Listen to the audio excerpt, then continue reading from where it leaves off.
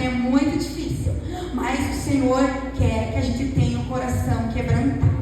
Ele quer que a gente perdoe, Ele quer que a gente libere esse perdão, porque não é mais sobre a pessoa, mas sobre você estar livre. Você tem que ser livre de mágoa, de dor, de tristeza, porque isso ao longo da vida, quando você é jovem, não dá nada, mas passou dos 40, vai ter câncer, vai ter muitas coisas que vai acarretar, porque a doença começou lá nas emoções, na alma, e foi guardando, e foi guardando, e foi guardando raiz de amargura, e foi virando até virar um câncer, até virar fibromialgia, até virar muitas doenças que psicossomatizando, elas vão chegar no teu corpo. Então por isso que nós temos que curar a nossa alma.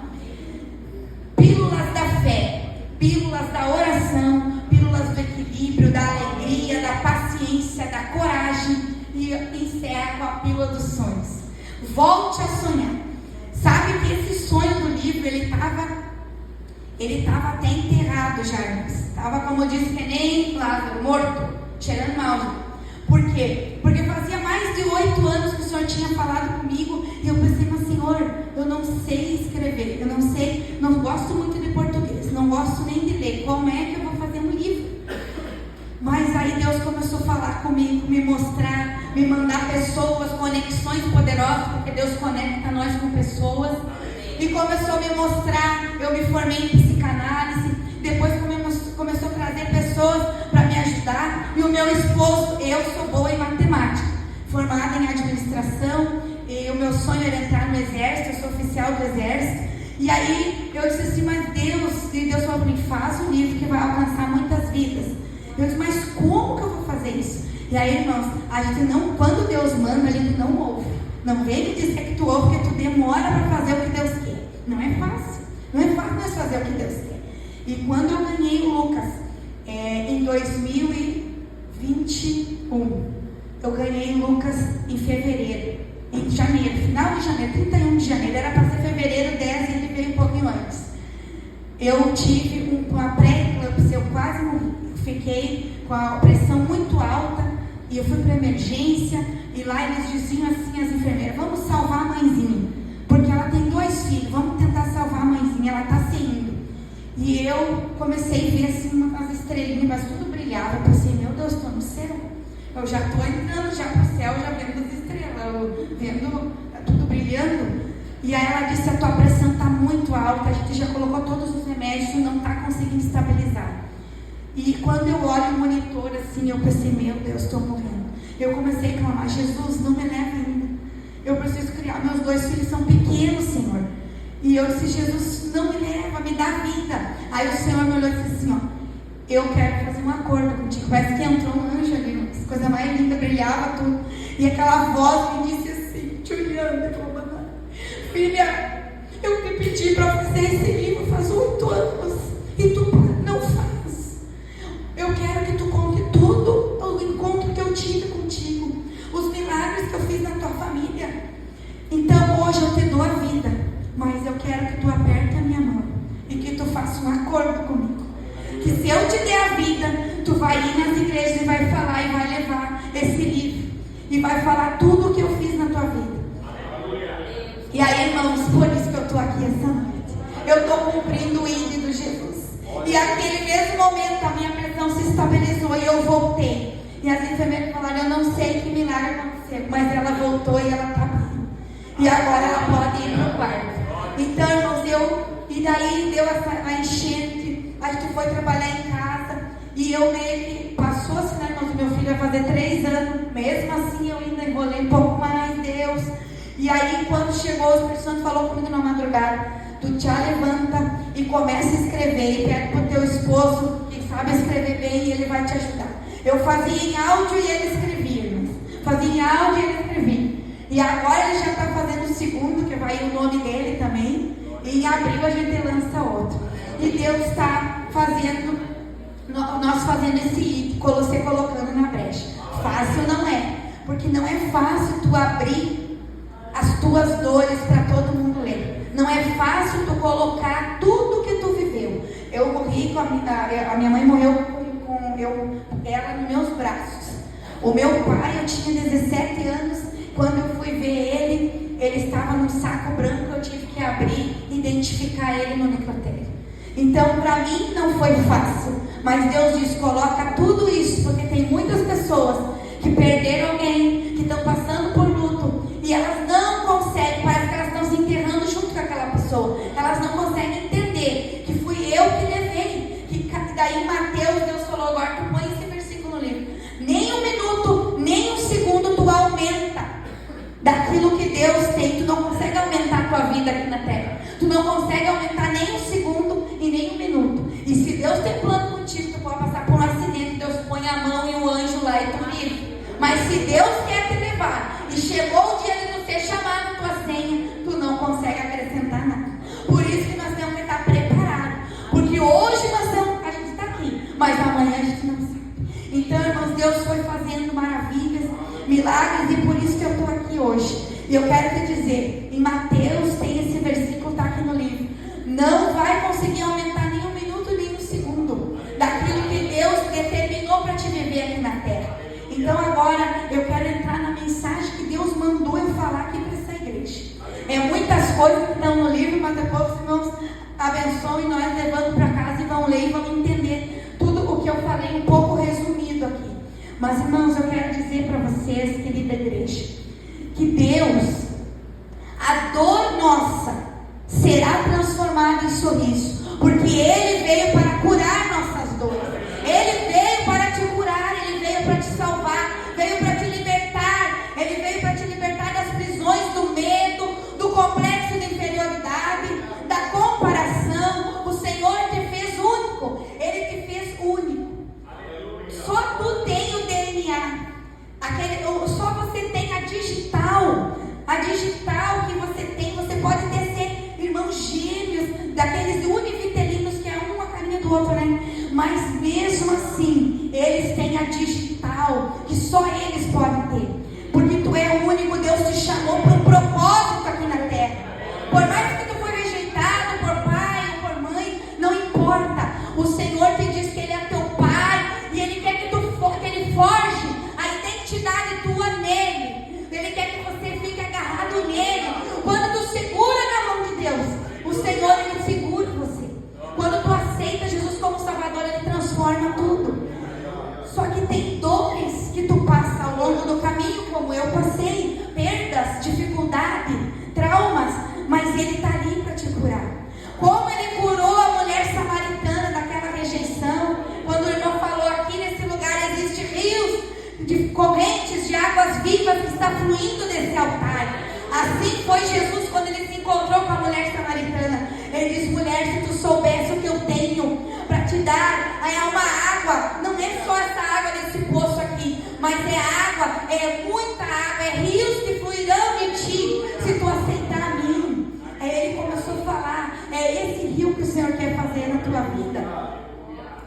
E o Senhor falou muito no meu coração, é o culto da família. E quando você chegar em casa, isso é uma tarefa de casa para você fazer. Você vai ler Neemias. Neemias tem um versículo aqui que diz assim, Neemias capítulo 4, versículo 14. Examinei a situação, reuni os nobres oficiais e o restante do povo. Eles disse: não tenham medo do inimigo. Lembre-se do Senhor, que é grande e temível. E lutem por seus irmãos, seus filhos, suas filhas, suas esposas e seus lares.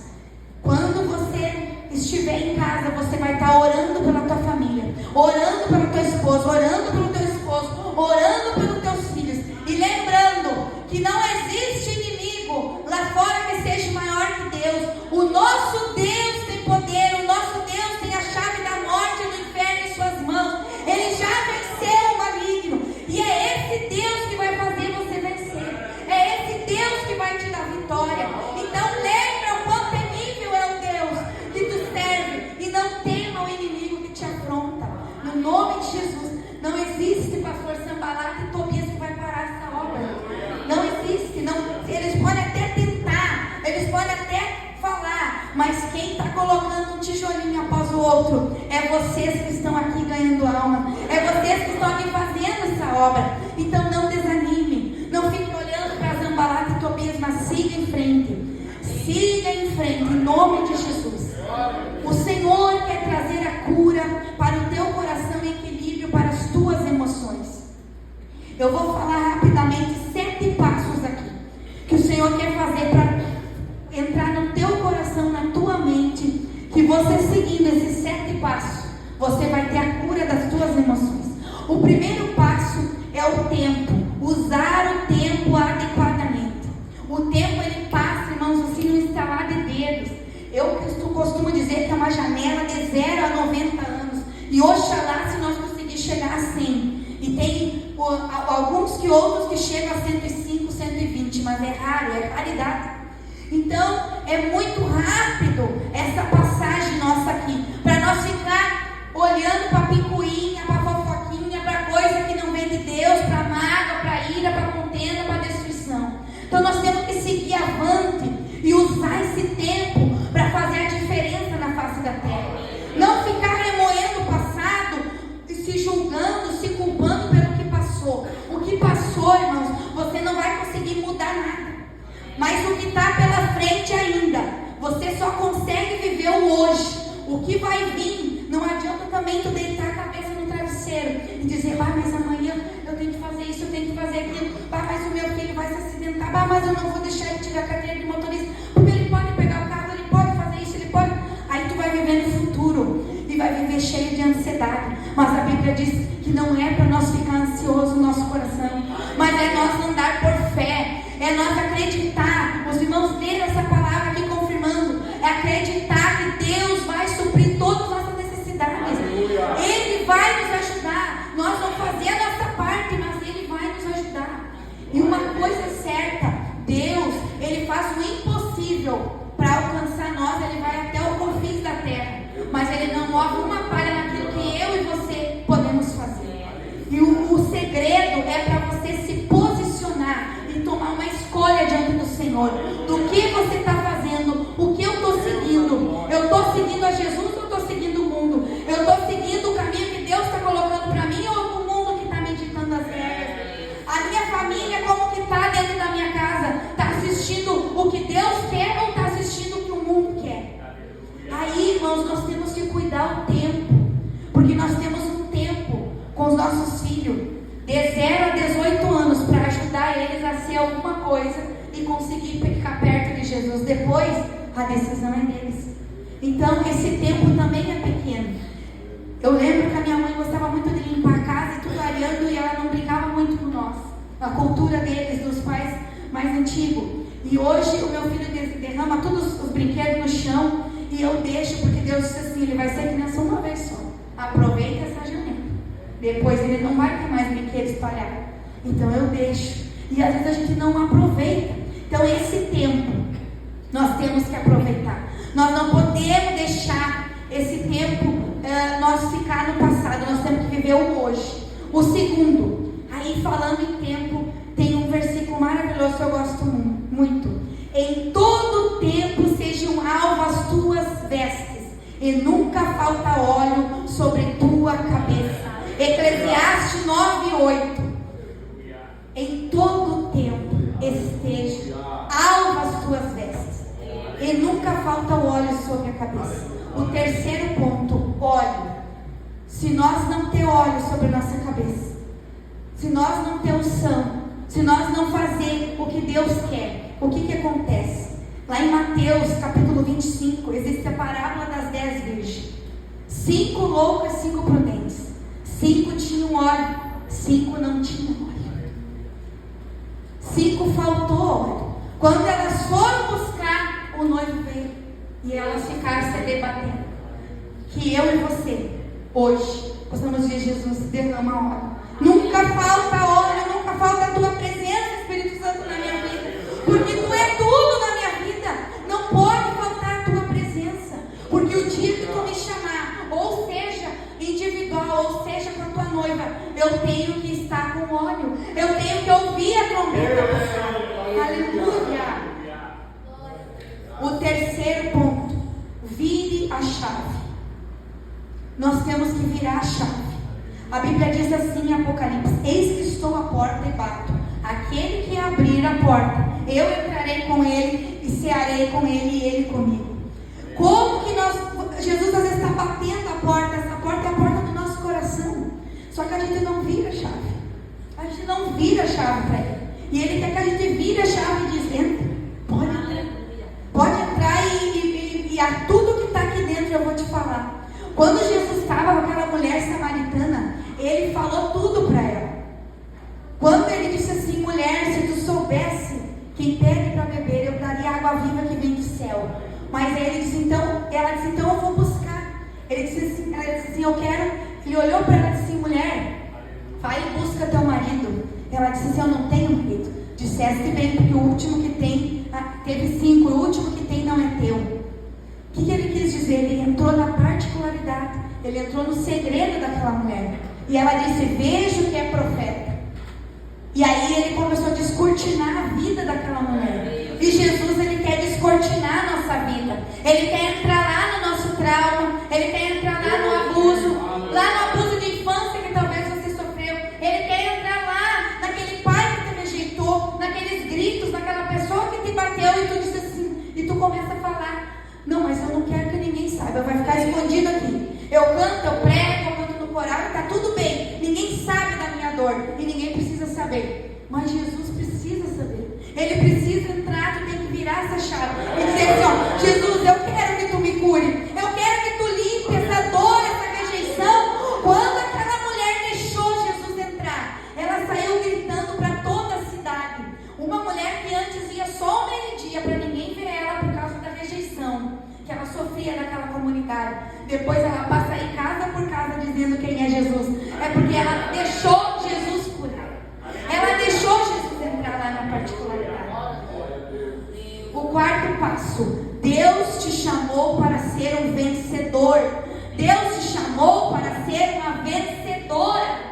Deus não te chamou para te andar cabisbaixo. Tem uma mulher que fala na Bíblia que ela está assim curvada, 18 anos. Ela andava cabisbaixo, mas ela tinha um espírito de enfermidade. Mas quando ela se encontrou com Jesus, Jesus disse assim, ó, para ela: seja livre desta enfermidade. E aquela mulher se ergueu e não foi mais curvada e saiu livre. Então Jesus não quer que você fique curvado. Jesus te chamou para vencer. E tem um hino que eu gosto muito, que a gente cantou com as irmãs lá no exército de Ana, em Santo Ângelo, que é assim, ó: quando Deus entra na guerra, é dele o controle, é dele a estratégia. E ele manda quebrar o cântaro. É um hino muito lindo dos 300. E toque a buzina. Não tem como entender o trabalhar de Deus. Mas quando ele entra, é dele a estratégia, é dele o comando. E o resultado é vitória, vitória, vitória, vitória. É isso que Deus quer na tua vida, é isso que Deus quer para ti. Mas ele quer que tu erga a cabeça. Ele te chamou para vencer. O quinto passo que nós devemos para curar as nossas emoções: enxerto de planta. O que é isso? É o ser enxertado na oliveira verdadeira. A oliveira verdadeira que é Jesus. Quando nós estamos enxertados na oliveira verdadeira, os ramos que vai sair vai dar vida e abundância. Quando nós estamos enxertados em Cristo, nós somos nova criatura. A Bíblia diz, quando Nicodemos começou a dizer, quando Jesus olhou para ele e disse assim: Nicodemos, tu tem que nascer de novo. E ele disse: mas como que eu vou entrar no ventre da minha mãe depois de grande? Nascer da água e do Espírito. Você vai nascer de novo. Você vai ser enxertado em mim. Se tu mentia, tu não mente mais. Se tu fumava, tu não fuma mais. Se tu drogava, tu não vai mais fumar drogas. Se tu mentia, tu não vai mais mentir. Se tu fazia coisas erradas, adulterava, tu não vai mais adulterar. Porque quando tu entra comigo, aí muda a situação. Você vai ter um novo nascimento. É um processo novo que vai acontecer dentro da tua mente e do teu coração. E quando Jesus começa a falar e explicar o que é um enxerto verdadeiro, eu começo a entender. Uma vez eu olhando no pomar, quando eles fizeram, ali era laranja, e eles fizeram um enxerto de pêssego. Não vai mais dar laranja, vai dar pêssego. Aquele enxerto é aquilo que Deus quer que dá em ti. Ele quer que tu cante, Ele quer que tu pregue, Ele quer que tu dirija o coral, faça algo, toca violão, toca teclado. Ele vai enxertar dom em ti, Ele vai enxertar vitória em ti, Ele vai enxertar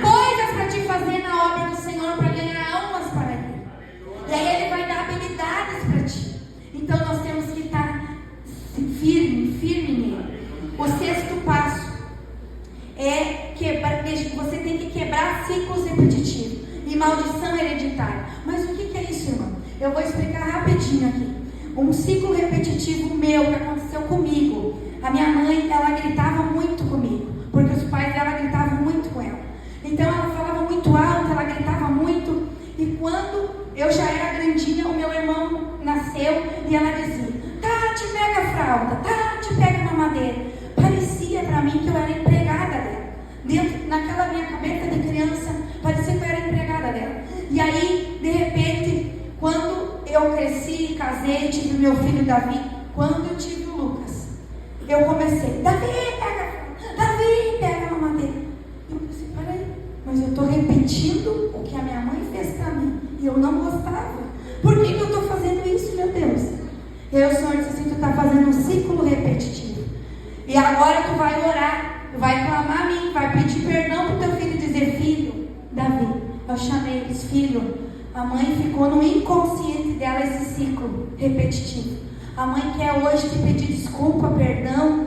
E se tu quiser me ajudar com o Lucas, tu me ajuda. Mas a mãe não vai mais gritar contigo. Eu me abracei nele, chorei. E ali ele chorou e disse: mãe, eu estava pensando que eu era empregado. Que nem eu pensei. Então eu quero te dizer, talvez você tenha ciclo repetitivo. Eu dei um exemplo meu, mas você tem o teu. Você sabe o que tu viveu na infância. Você sabe quem gritou contigo. Você sabe quem te bateu. Você sabe o que tu viveu. E hoje, sem querer, não porque tu quer, às vezes tu repete com teus filhos. Isso é muito profundo, irmãos. Eu faço imersão. Depois você segue lá, tem live no Instagram. E lá eu detalho item por item de tudo isso, para vocês entenderem melhor. Mas eu senti de contar isso hoje aqui. E o 7º passo, irmãos: mergulhe em águas profundas, saia do raso. O que é isso? É ter intimidade com Deus. Mas o que é isso na Bíblia? Uma passagem linda também que eu amo, em Jó, quando Jó disse assim, ó: antes eu conhecia de te ouvir falar, mas hoje os teus olhos, hoje os meus olhos te veem. Isso é intimidade. Irmãos, às vezes, igreja do Senhor, nós estamos tão correndo, tão atarefados com as coisas dessa vida, que nós esquecemos de ficar aos pés do Criador, pedir a direção, a oração, clamar pela família, clamar pelos filhos, pedir: Senhor, me dá a direção. Às vezes nós esquecemos de estar na intimidade com o Senhor. E a intimidade com o Senhor, te olhando e comandando, é dentro do teu quarto. É lá orando, jejuando, clamando, buscando. Às vezes Deus quer dar um colo para você. Deus quer dizer: vem no meu colo, filho. Chora aqui, eu vou te consolar. Eu sou o teu advogado. Eu sou o que abre caminho. Eu sou o que abre porta onde não tem porta. Eu sou o Deus que abre janela onde nem tem janela. Sou eu. Mas eu não estou sendo prioridade na tua vida. É outras coisas que vêm. Se nós não conseguirmos ter intimidade com Deus, nós não vamos conseguir vencer o maligno. Ele anda em redor de nós, querendo tragar nós como se fosse um leão. Se pudesse, ele tragava vivo nós, a Bíblia diz. Mas nós temos que clamar, nós temos que buscar intimidade com Ele. Quando a gente é cheio de Deus, a gente vem na igreja e é cheio de Deus, se renova, fala em língua, sai cheio de força daqui. Aí nós vamos enfrentar o inimigo lá. Quando nós for cheios, nós não vamos vencer o inimigo. Por quê, irmão? Porque Deus não quer que nós sejamos cheios. Ele quer que tu transborde. Ser cheio é um copo cheio, que só vai ser cheio. Mas quando tem rios de água viva, que sai fonte, que joga, aí transborda e passa por mais lugares e ganha mais almas. O Senhor quer que tu transborde.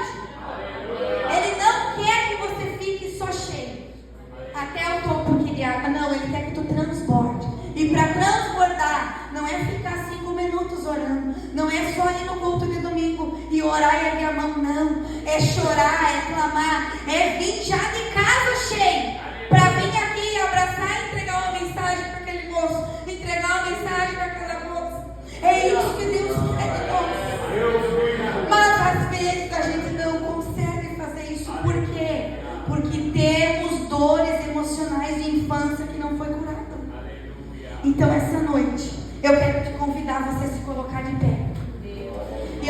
convidar a você se transbordar. E eu quero convidar você para você vir, você e sua família, você e seus filhos, enquanto as irmãs vão cantar.